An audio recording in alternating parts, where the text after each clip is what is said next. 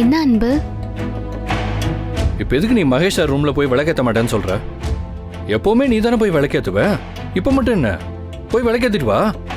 என்ன பேசுறோம் தெரிஞ்சதே பேசுறியல அன்பு. இதுக்கு முன்னாடி விளக்கேத்தி இருக்கிறேன், காப்பியும் கொண்டு போய் கொடுத்திருக்கிறேன். அவரும் காப்பியை குடிச்சு போட்டு நல்லா இருக்குன்னு சொல்லியிருக்காருதே.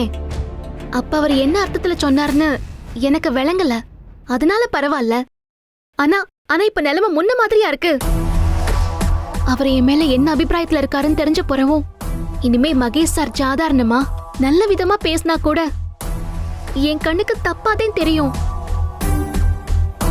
நான் ஒவ்வொரு தடவையும் மகேஷ் சாரை பார்க்கும்போது எனக்கு ரொம்ப தர்ம சங்கடமா இருக்குது அன்பு.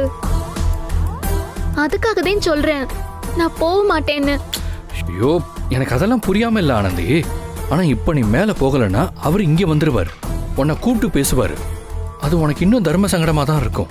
ஆனா இப்ப நீ மேல போனன்னா அங்க மகேஷ் சார் மட்டும் இல்ல, அவர் அம்மாவும் இருப்பாங்க. உங்ககிட்ட அவரால் ரொம்பலாம் பேச முடியாது. நீ போய் விளக்கு ஏத்திட்டு காஃபியை கொடுத்துட்டு வந்துகிட்டே இரு. அதோட முடிஞ்சிரும்.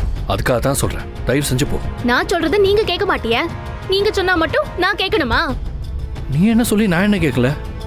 நான் உங்களை அம்மா கிட்ட சண்டை போடாதீய, வீட்டுக்கு போங்கன்னு சொன்னேன்ல. நீங்க கேட்டீங்களா? நான் மட்டும் எதுக்கு கேட்கணும்? ஏய், எதுக்கு எதோட முடிச்சு போட்டு பேசுற ஆனந்தி? நான் சொல்றத நீங்க கேட்காதப்போ எனக்கு எம்புட்டு சங்கடமா இருக்குது தெரியுமா?